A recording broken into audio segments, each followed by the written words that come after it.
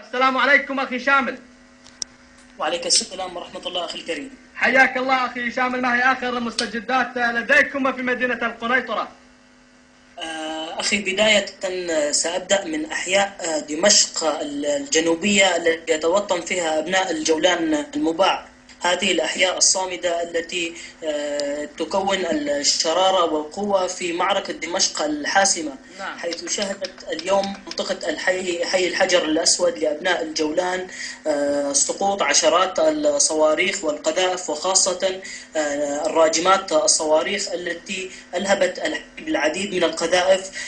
وقام أبطال، وخاصة بعد عملية أبطال الجيش الحر بتحرير الكامل لحاجز شارع 30 الذي قاموا فيه بالأمس، حيث قام الأبطال وتجمع ألوية وكتائب الحجر الأسود لأبناء الجولان المباع بالسيطرة الكاملة على كامل حاجز شارع 30، حيث كانوا يسيطرون فقط حتى حاجز كوسكو مارك، ثم امتدوا ليشملوا حتى نهاية حاجز 30، وأصبحوا بالمقربة من دوار المعروف بدوار البطيخة. كما تم إصابة قائد لواء الحجر الأسود الملازم أول في شظية هاون أثناء قيامه في ردع شبيحة في مخيم اليرموك، ونسأل المولى عز وجل أن يعطيه الصحة والعافية والشفاء العاجل له ولكل الجرحى، حيث كانت عملية تحرير كامل لشارع 30 مرهقة لدى الثوار، وراح ضحيتها العديد من الشهداء بالإضافة لعشرات الجرحى بين أفراد الجيش الحر، بالإضافة أنهم والحمد لله بدوا القوات الأسرية العديد من الخسائر في الأرواح وفي العتاد وفي الآليات الثقيلة. أما بالنسبة لمخيم اليرموك، أن كانت بين الجيش الحر وقوات الأسد في أول شارع اليرموك، وخاصة عند البلدية. نعم. والمخيم كما قام أبابيل معاقد الشبيح الأسد في شارع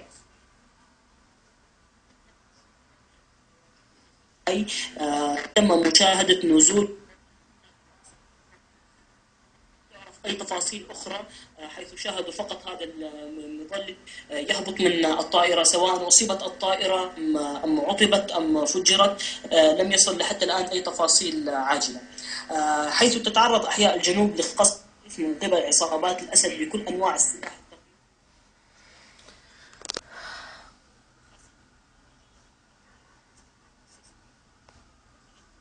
الصناعة، بالتزامن مع وقوع اشتباكات بالمناطق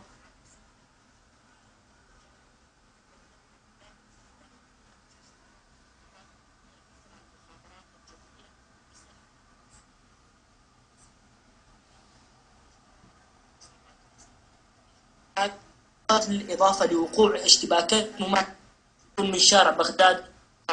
أما بالنسبة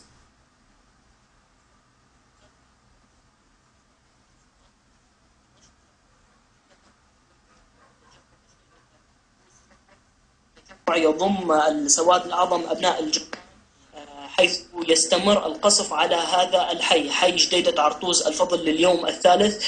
هطلت اليوم العديد من القذائف على الحي. تستمر حركة تفجير ممنهجة للسكان، وخاصة بعد امتداد الحواجز إلى أطراف المنطقة، بالإضافة إلى اعتلاء مساكن الحرس وسرايا الدفاع للأسطح على أي جسم متحرك أو على الناس الموجودون في الحي. وقام الحاجز اليوم المعروف بحاجز مفرق تراب الجامع الأحمر بتعزيز القناصة وآليات، ووصلت اليوم إليه أكثر من 4 ناقلات جند و2 بردي إم إلى هذا الحاجز.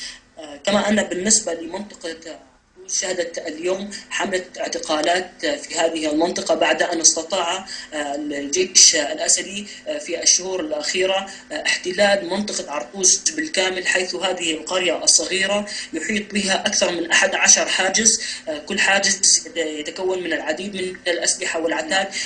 أما أبطال الجيش الحر المتواجدون في خان الشيح وبالأخ أبي دجانة من أبناء الجولان العاملة بالريف الغربي تشكل هاجس للنظام، حيث كل يوم يقومون بأسر العديد من الضباط والعديد من الجنود الأسديين. وقد أعلن اليوم بيان كتيبة أبو دجانة أنه في الأسبوع المنصرم وحده استطاعوا القبض على أكثر من 24 من الجنود الأسديين الموجودين في المنطقة، مع التأكيد أنهم يسيطرون على منطقة خان الشيح بالكامل ومنطقة دروشة، وهي ساحة للمعارك لديهم، ولا يستطيع أي أحد من أفراد الجيش الأسدي المرور بهذه المنطقة. أما بالنسبة لمنطقة المعظمية، حيث شهدت اليوم هذه المنطقة المناضلة، المنطقة الصامدة، مجزرة بكل معنى الكلمة، حيث لحتى هذه اللحظة تسجل كل دقيقة ضرب قذيفة أو قذيفة مدفعية على هذه المنطقة. سجلت اليوم مجزرة بحق عائلة، حيث استشهد 5 أفراد من عائلة واحدة في منطقة المعظمية، وهذه القذيفة التي أحصلت المجزرة سقطت في حي النازحين من أبناء الجولان الموجود في المعظمية، وضحيتها 5 أفراد من نفس العائلة من أبناء الجولان المباع أخي الكريم.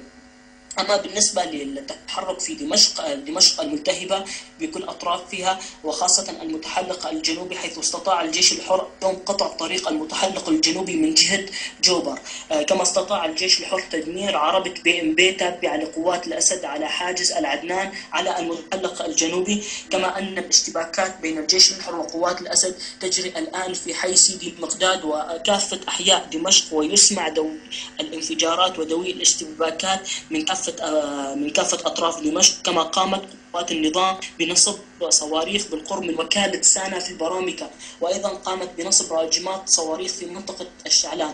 أخي بالنسبة لمنطقة البرامكة وقلب العاصمة دمشق، تشهد اليوم بمرأى العين وجود حركة مسلحة ثقيلة، حيث لم تعتاد الأعين على مشاهدة هذا القوة العسكرية الذي يصب فيها النظام في هذه المنطقة خشية من لكنه يجاهر في هذه المنطقة بنزول الدبابات وراجمات الصواريخ في قلب العاصمة دمشق في منطقة البرامكة. ومن هنا إن شاء الله نستبشر بقرب معركة التحرير وقرب الانتصار، حيث نعتقد أن النظام إن شاء الله ينازع في هذه المنطقة وسيتم إسقاطه بإذن الله تعالى في الأيام القليلة القادمة بإذن الله. شكرا لمراسلنا شامل الجولاني، كنت معنا من مدينة القنيطرة.